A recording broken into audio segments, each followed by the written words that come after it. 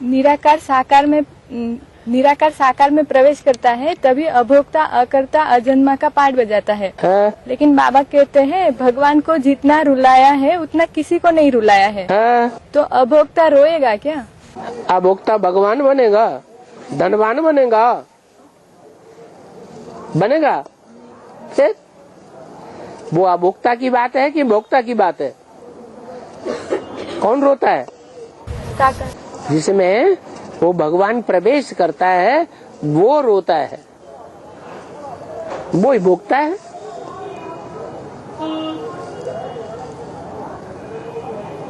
द्वा सुपर्णा सुयोजा सखाया समानम वृक्षम अभिशस्सु जाते। ऐसे ऋग्वेद की ऋचा आई है। ये संसार रूपी वृक्ष है, इसमें दो प्रकार के पक्षी हैं। एक पक्षी भोगता है और एक पक्षी अभोक्ता है। अभोक्ता है, भोक्ता कौन है? जिसे गीता में अक्षर कहा है। जब भोगेगा ही नहीं तो चरित भी नहीं होगा, क्षीण भी नहीं होता वो आत्मिक शक्ति से। और जो भोगता है वो शनै शनै क्षीण भी होता है। हाँ, ये बात जरूर है। कोई आत्माएं बहुत भोगी होती है तो द्वापर का शुरुआत आते ही आते क्षीण हो जाती है। इब्राहिम प्रवेश कर जाता है, इब्राहिम के पीछे पीछे आने वाली आत्माएं प्रवेश कर जाती है। कोई आत्मा ऐसी होती है कि बड़ी धीमी गति से क्षीण होती है। नहीं समझ में आया? धीमी गति से क्षीण होने के कारण वो अंत तक जाकर के ज्यादा पावरफुल बनी रहती है औरों के मुकाबले।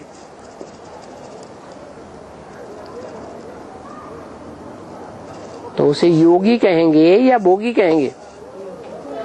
है? तो उसे भी योगी ही कहेंगे। बुलाया है, नहीं बुलाया है। भगवान तो अभोक्ता है, भगवान तो अभोक्ता है, तो भी रुलाना कैसे होगा? भगवान किसको कहा जाता है? अरे बताओ जल्दी। बाप है? बाप भगवान, धनवान। धनवान किसको कहा जाता है? शब्द का अर्थ होता है ना, तो धनवान का क्या अर्थ है? धन वाला। और भगवान? भाग्य देने वाला। सबको भाग्य लिखता है। लिखता है कहाँ आया? धनवान धन लिखता है कि धन वाला है? तो भगवान माने तो भाग्य वाला निराकार बनता है या साकार बनता है? साकार है। हाँ, तो क्या पूछना है? तो बुलाना कैसे होगा? अरे जो भाग्यशाली ज्यादा बनेगा वो दुर्भाग्यशाली भी ज्यादा बनेगा कभी तमो प्रधान होने पर, या नहीं बनेगा?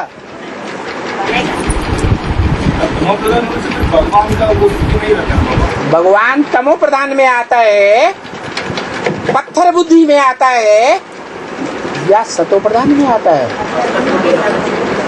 तो तमो प्रधान हुआ ना। पतितम कामी कांटे में कौन आता है? पावनतम आता है। क्या ये दोनों का संगम है? जो एवर प्योर है उसका और जो एवर इम्प्योर है पतित है। विषयी है या निर्विषय है? एवर पतित विषयी है। और विष किसको कहा जाता है? हैं? पवित्र को विष कहा जाता है।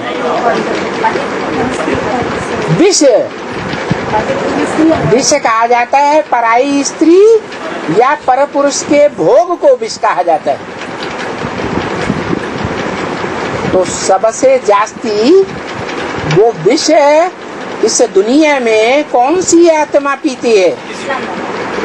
इस्लाम धर्म। हम एक आत्मा की बात कर रहे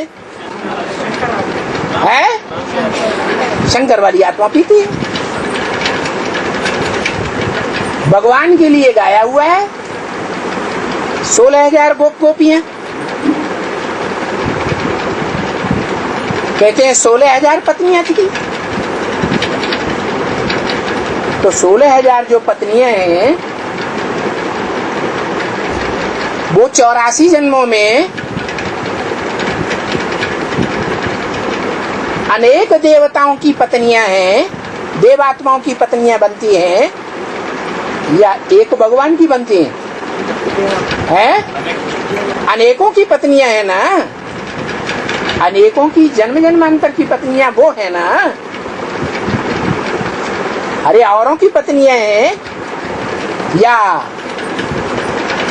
जो सृष्टि पर सदा कायम शिव बाप है, शिव बाबा, उसकी पत्नियां बनती हैं? अनेकों की हैं। तो उन अनेकों की पत्नियों को इस संगम युग में पति से पावन बनाने के लिए अपनी पत्नी बनाए। संग का रंग लगता है या नहीं लगता है? तो विषपाई हुआ या नहीं हुआ? और दुनिया का सबसे बड़ा विषपाई हुआ या नंबरवार हुआ है? सबसे बड़ा हुआ। इसीलिए कहा। नहीं समझ में आया अभी तक? हाँ।